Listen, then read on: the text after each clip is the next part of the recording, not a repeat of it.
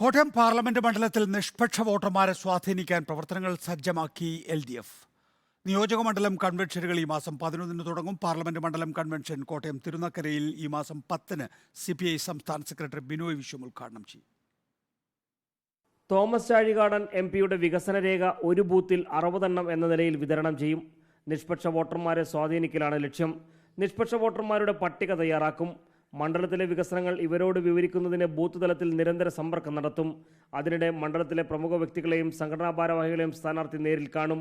ഒരു ദിവസം ഒരു മണ്ഡലം എന്ന നിലയിലാണ് കൂടിക്കാഴ്ചകൾ. ഇവിടെ ഇടതുപക്ഷ ജനാധിപത്യ മുന്നണിയുടെ സ്ഥാനാർത്ഥി നേരത്തെ തന്നെ പ്രഖ്യാപിച്ചു. നേരത്തെ തന്നെ ധാരണയുണ്ടായിരുന്നു. തോമസ് ചാഴികാടൻ അത് കോട്ടയത്ത് എല്ലാവർക്കും പരിചയമുള്ള ആളാണ്. ഇവിടെയുള്ള ആൾ തന്നെയാണ്.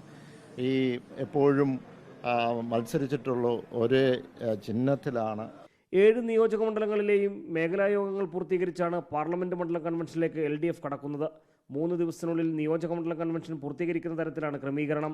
ഈ മാസം 11-ന് പിറവം വൈക്കം കോട്ടയം, 12-ന് കടുത്തുരുത്തി പുതുപ്പള്ളി, 13-ന് ഏറ്റുമാനൂർ പാല എന്നിവിടങ്ങളിൽ നിയോജക മണ്ഡലം കൺവെൻഷനുകൾ ചേരും. 11 കോട്ടയത്ത് LDF നേതൃയോഗവും ചേരും.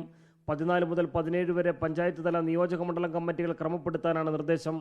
ബൂത്ത് നിർദ്ദേശങ്ങൾ 24-ന് മുമ്പ് പൂർത്തിയാക്കും. സമൂഹ മാധ്യമങ്ങളിൽ സ്ഥാനാർത്ഥിയുടെ ഔദ്യോഗിക പേജിലൂടെ തത്സമയ ചോദ്യോത്തര പരിപാടിയും നടത്തും. ഒരു ബൂത്തിൽ 100 പേരെയെങ്കിലും പ്രേക്ഷകരായി എത്തിക്കുന്ന തരത്തിലാണ് പ്രവർത്തനങ്ങൾ. റിപ്പോർട്ടർ, കോട്ടയം.